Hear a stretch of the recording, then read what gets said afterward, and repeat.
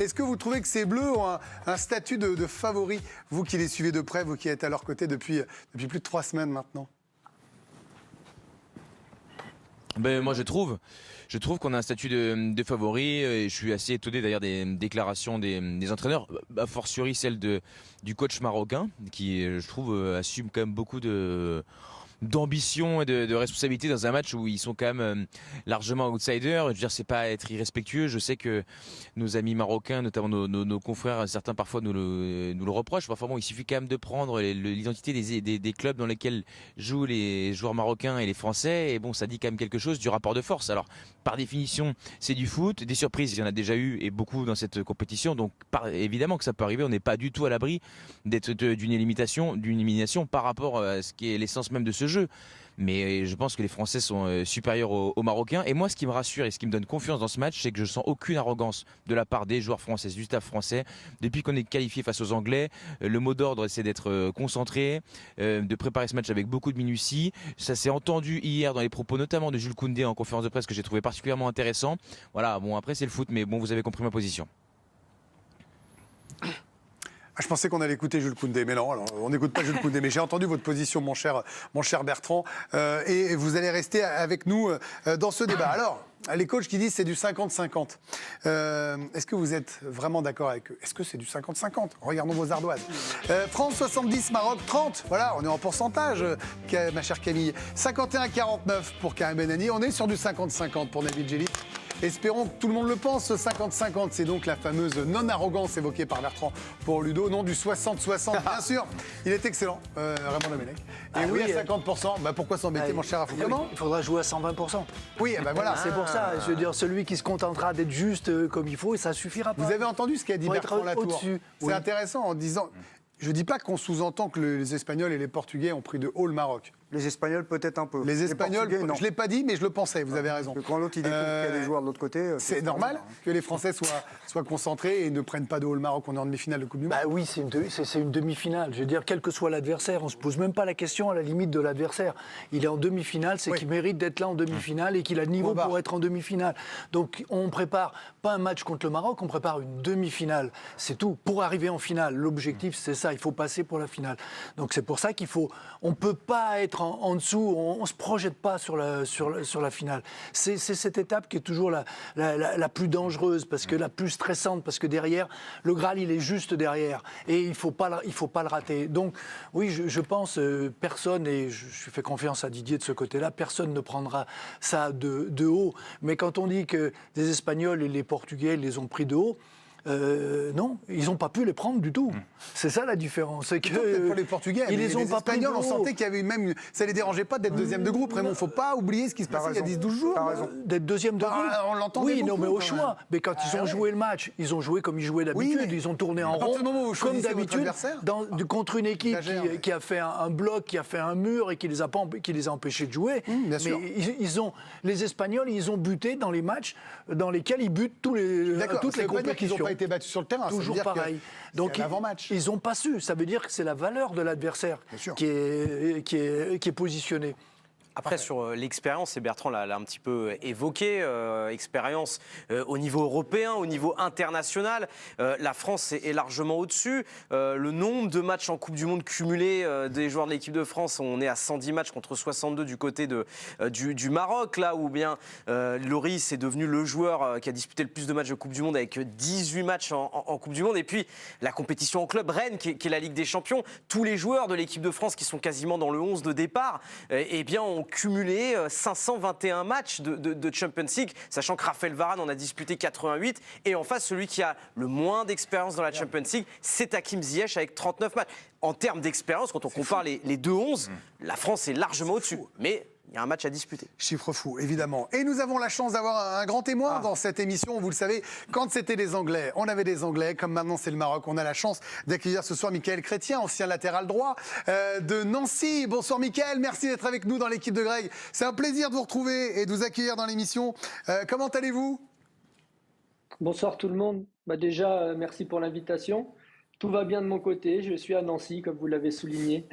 Bon, on est heureux de vous accueillir parce qu'évidemment, on se rappelle de vous parfaitement sur le terrain. International marocain, 36 sélections, vous avez joué notamment la CAN 2012, vous avez remporté la Coupe de la Ligue avec l'AS Nancy-Lorraine, c'était en 2006. Et alors en plus, vous connaissez bien quelques-uns de nos protagonistes parce que Ludovic, évidemment le Messin, il y a des petites histoires, je vous laisse la parole dans un instant. Puis, on a fait quelques conneries ensemble. Oui, et puis, vous êtes ce qu'on appelle un binational, vous avez la double nationalité. Vous avez d'ailleurs joué un match avec le maillot de l'équipe de France Espoir. Rappelez-moi qui était votre sélectionneur, Mickaël. Effectivement, c'était Raymond Domenech. Je regarde des bons souvenirs. Bon, je pense que je lui ai pas tapé dans l'œil. C'était quel match déjà? C'était contre les Pays-Bas voilà. en match amical. Voilà. Alors, Mickaël, évidemment, on avait fait 1-1. Un partout. C'est un grand moment que vous allez vivre. Alors, on va tous vivre, parce qu'une demi-finale de Coupe du Monde, c'est important. Mais vous, évidemment, qui êtes marocain, avec aussi la France dans une partie de votre cœur, j'imagine que cette rencontre, c'est pas loin d'être un rêve même, non? En fait, j'ai du mal à me rendre compte que le Maroc soit arrivé en demi-finale. Ça, c'est une chose, c'est incroyable ce qui se passe. Et effectivement, j'ai un sentiment mitigé, parce que d'un côté, je suis heureux, et de l'autre côté, je me dis, il y a une équipe qui va être éliminée. Bien évidemment, j'ai joué avec le Maroc à 36 reprises. Je garde encore beaucoup de gens proches qui sont aujourd'hui dans la sélection, même au niveau du staff. Et bien évidemment que ça me tiendrait à cœur que le Maroc arrive à passer cette étape qui est très, très élevée, faut le dire. Mais je suis aussi supporter de l'équipe de France. Et aujourd'hui, ce qui m'intéresse, c'est que l'équipe qui passe aille au bout. Voilà, c'est ce que je souhaite. Et c'est vrai qu'aujourd'hui, je ne sais pas encore comment je vais me sentir devant ce match. C'est intéressant ce témoignage, parce qu'émotionnellement, ça semble tellement fort. On vous voit même avec cette émotion dans la voix. Un mot sur le parcours du Maroc quand même. On savait qu'ils avaient une très belle équipe, on savait qu'ils avaient des joueurs de talent expérimentés dans chaque ligne. Mais de là à aller en demi-finale et de rêver les yeux dans les yeux face à la France à une finale, est-ce qu'ils vous ont surpris franchement, Mickaël? En fait, ce que je peux dire, c'est que par rapport à l'époque où j'y étais, aujourd'hui, il y a une vraie force collective. Et vous l'avez souligné tout à l'heure, niveau expérience, il n'y a pas photo avec l'équipe de France, ça on le sait. Mais quand on a un groupe soudé, solide, on le voit, il y a des images fortes. Moi, quand je vois que les joueurs, à la fin du match, la première chose qu'ils font, c'est aller soulever le coach. Enfin, il y a des liens qui sont forts. Et quand il y a ça, on peut renverser des montagnes. Certes, c'est contre une grosse équipe, encore une fois, une grosse nation, mais rien n'est impossible. Et en fait, moi, je rejoins le discours de Walid Regragui qui dit aux joueurs, c'est bien, on est là, mais c'est pas fini. Il reste 2 matchs. Pourquoi pas se donner le droit de rêver et d'aller au bout? Ça, c'est une chose. Et aujourd'hui, ils sont encore en course. Donc, je vois pas pourquoi on devrait se dire non, mais c'est déjà bien. Bon, c'est l'équipe de France, ça y est. Non, non, non. Il faut y croire jusqu'au bout. Bien évidemment, on a conscience que c'est un match très difficile, mais ça le sera aussi pour la France. Il ne faut pas oublier qu'aujourd'hui, le Maroc a la meilleure défense. N'a encaissé qu'un but, et on parle du Portugal et de l'Espagne. Si ils ont douté, s'ils ont commencé à déjouer ou en tout cas à pas trouver les solutions, c'est parce qu'en face il y a une équipe qui a pas trop laissé d'espace, qui a joué avec ses valeurs, avec ses qualités et surtout avec le cœur et le temps joue souvent sur ces derniers matchs, en tout cas en faveur des Marocains. On rappelle, le Canada qui était l'une des belles équipes de cette Coupe du Monde, la Croatie, la Belgique, l'Espagne, le Portugal, c'est sans aucun doute le parcours le plus dur des 4 demi-finalistes qu'a eu à affronter le Maroc. Mickaël, je vous passe un camarade de jeu, même s'il est messin, c'est Ludovic Obrania qui me dit « j'ai une question ». Alors je vous le passe, bien sûr, Ludo, Mickaël, allez-y. Oula, il m'inquiète. Salut Mickaël, j'espère que tu vas bien. C'est vrai qu'on en a fait quelques-unes des conneries ensemble, on va pas les énumérer. Si, c'est maintenant, on prend une demi-heure. Non, mais on est en train de... J'aimerais que tu répondes à cette question, parce qu'avec beaucoup de... le syndrome de la vérité et pas de langue de bois, on est en train de se demander, est-ce que finalement, ce match, c'est vraiment du 50-50 ? Parce que moi, on a du mal à changer le logiciel par rapport à la vision que l'on peut avoir des équipes africaines, et notamment du Maroc. Je trouve que c'est le parcours le plus respecté, le plus respectable depuis le début de la Coupe du Monde. Je pense que j'entends ici et là de dire oui, c'est comme un match de Coupe de France, le petit poussé contre eux, il ne faut pas prendre... Je crois que le Maroc est un vrai danger pour nous, c'est une vraie équipe dangereuse. Et est-ce que toi, de ton point de vue, ça peut être vraiment du 50-50? Et est-ce que tu peux nous en dire un peu plus, vu que tu connais les membres du staff, si toutes les forces vives seront là ou pas? Carrément. Donnez-nous la compo. Sincèrement, j'ai pas la compo. Et encore une fois, je l'ai dit, le Maroc aujourd'hui, c'est une force collective. Donc peu importe qui soit sur le terrain, ils vont se battre avec leurs valeurs. Maintenant, pour répondre à la question de Ludo, le 50-50, moi, j'ai jamais été trop dans les statistiques parce que pour moi, ça c'est pas trop représentatif. Un match, il peut être totalement différent sur un détail. Je pense que vous êtes bien placé pour le savoir. L'objectif du Maroc, bien évidemment, c'est de faire douter l'équipe de France, de les empêcher de trouver des solutions. Ça, c'est une chose. Maintenant, je ne sais pas que je veux pratiquer la langue de bois, mais moi, je crois en tout cas aux chances du Maroc, à condition qu'ils arrivent à rester solides défensivement. Faut être réaliste, parce que si la France est amenée à marquer et à prendre l'avantage, pour moi, ça va être très difficile de trouver des solutions derrière et de devoir jouer d'une manière différente. Mais tant que le score sera de 0-0 et pourquoi pas marquer un but, il faut pas être gêné de marquer en contre. Hein. Moi, perso, il n'y a pas qu'une façon de jouer au football. Le principal, c'est de gagner de toute façon. Donc, mais je pense que le Maroc a sa chance à jouer. Maintenant, pour ce que j'entendais tout à l'heure, pour répondre, je trouve pas que les Marocains sont hautains. C'est juste qu'aujourd'hui, ils vivent un rêve éveillé et ils se donnent toutes les chances et ils se disent pourquoi pas aller au bout. Et moi, je trouve que c'est honorable comme démarche. Après, qu'on suive ou qu'on soit d'accord ou pas avec, c'est honorable et en tout cas, c'est un moment magnifique à vivre et tant que ça reste dans le respect et que les choses se déroulent de la meilleure façon possible pour tout le monde, que ce soit pour la France ou pour le Maroc, moi je serai très heureux à la fin du match. Quelques informations à apporter. Justement, l'entraînement du Maroc est actuellement en cours. Aguerd n'a pas débuté, n'a pas participé au début de séance. Ça ne veut pas dire qu'il n'y participera pas après. Et puis il y a pas mal de joueurs qui sont ménagés. Sachez que Romain Saïs a été d'abord aperçu au bord du terrain en train de faire du vélo avant même la séance, puis du footing après, puis des garçons comme Hakimi, Mazraoui ou En Nesri ont fait d'abord du vélo, donc de la récupération avant d'effectuer un footing. Après avec le préparateur physique. Donc on vous tiendra informé bien évidemment de la suite de la séance des Marocains. Mais la première information, c'est que Aguerd n'a pas participé au début de la séance d'entraînement. France-Maroc aussi, il faudra compter sur le public marocain, un engouement très très fort depuis le début de la compétition. Les supporters marocains qui faisaient déjà partie des nations les plus représentées avant même le début du mondial, juste derrière les Qataris, les Mexicains, les Argentins. Le courrier de l'Atlas qui explique qu'ils ont fait exploser le nombre de réservations dans les hôtels au cours de la compétition. Aujourd'hui, on ne blague plus, demi-finale historique pour le Maroc et donc dispositif historique et aussi exceptionnel. La compagnie aérienne Royal Air Maroc a décidé de faciliter le voyage des supporters marocains vers Doha. Ils ont programmé 30 vols entre Casablanca et la capitale qatari. Le voyage aller-retour est proposé à un tarif spécial de 450 €. Les supporters des Lions de l'Atlas qui seront 45 000 demain soir au stade, 10 fois plus que les Français.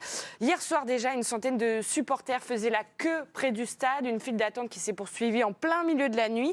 Et ce matin, ce sont 13 000 places qui ont été distribuées gratuitement par la fédération marocaine.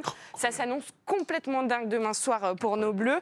Et c'est aussi la folie du côté de Casablanca où demain personne ne sera dans la rue. On va arrêter de travailler aux alentours du début du match.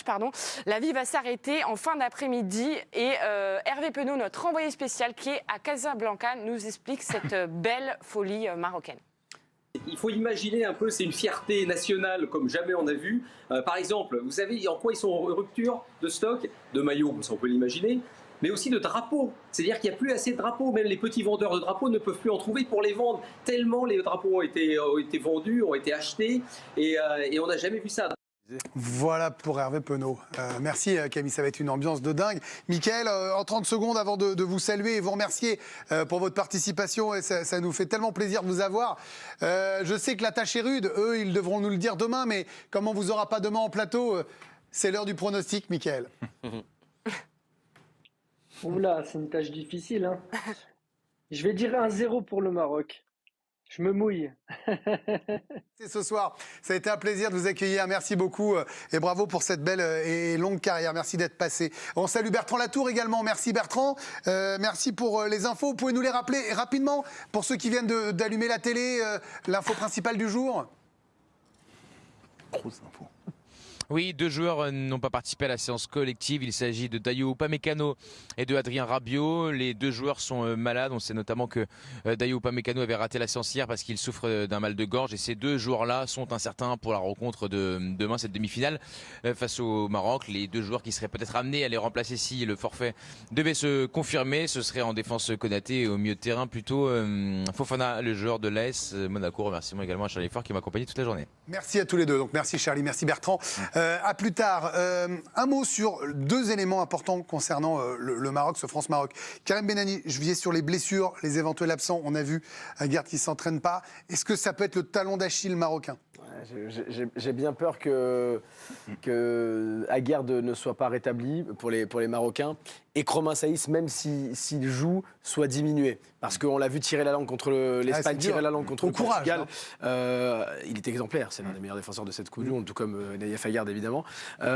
Malgré tout, moi je mettais 51-49, je donne un léger avantage à l'équipe de France parce que la France a des joueurs qui peuvent faire la différence à tout moment. Je pense à Mbappé. Et dans ce genre de match, une demi-finale de Coupe du Monde, c'est ces petits détails-là qui comptent. Mais effectivement, attention aux différents scénarios. Parce que je vais y venir. Attendez, je vais le faire. Un ami passe décisive après un chiffre de raf. Oui, parce que l'excellent Julien Chalouette a bossé sur les statistiques. Le Maroc va découvrir une première finale une demi-finale de Coupe du Monde. Et depuis 1882, 8 nations ont découvert ces demi-finales. La seule équipe qui est sortie des demi-finales, c'est l'Espagne qui avait remporté la Coupe du Monde en 2010. Mais la Pologne en 82, la Belgique en 86, la Bulgarie en 94, la Croatie en 98, la Turquie et la Corée en 2002 aussi, et n'avaient pas passé les... Non, parce qu'il y a précédemment, ils avaient déjà joué une demi-finale. Exactement. Autant pour moi. En 58. Exactement. Donc voilà, la seule équipe qui l'a fait depuis 82, c'est l'Espagne. Sinon, 7 sont passés à l'as. Vous êtes devenu un magicien des stades, vous. C'est surtout Julien Chalouette. Félicitations, c'est une stade de Julien Chalouette. Oui, bon, pas non plus, les gens ont fait leur travail, restons calmes. Bravo Julien Chalouette, c'est lui qui est dans mon oreillette. On termine cette partie-là avec vous, Nabil, sur les scénarios. Karim commençait à le dire. Le Maroc n'a jamais été mené dans cette Coupe du Monde. Oui. Est-ce que c'est ce vers quoi les Français doivent tendre, prendre l'avantage, essayer de prendre l'avantage le plus rapidement possible ? En fait, moi, ce que j'ai remarqué sur les 2 matchs de l'Espagne et du Portugal, c'est que je les ai trouvés trop passifs, en fait, les 2 équipes. Je pense qu'il faut aller les chercher très haut, très vite, essayer de leur mettre le bouillon sur le premier quart d'heure, ce que n'a pas fait l'Espagne qui a fait un concours de passes, et le Portugal qui ne savait pas se situer. Et plus chaque minute, ce qu'il faut se dire, c'est que chaque minute qui avance, c'est à l'avantage des Marocains. Et c'est un rat dans la tête de toutes les équipes. Ils sont effrayants psychologiquement. Jusqu'à présent, je dis avec un peu d'humour, vous pouvez monter n'importe quelle équipe, c'est un fourgon blindé, personne n'arrive à rentrer. Non mais c'est vrai, hein. Bien sûr. Et là où ils sont époustouflants, c'est qu'on parle des absences, du manque de carburant, c'est qu'ils se sont pointés face au Portugal avec 50% de leur défense modifiée. Ils ont perdu Mazraoui, Bayern de Munich, ils ont perdu Aguerd, monstrueux sur la compétition. Ils l'ont remplacé par un joueur du WAC Casablanca et par un joueur qui joue à Valladolid. Est-ce que quelqu'un a vu la différence ? Pas moi. Non.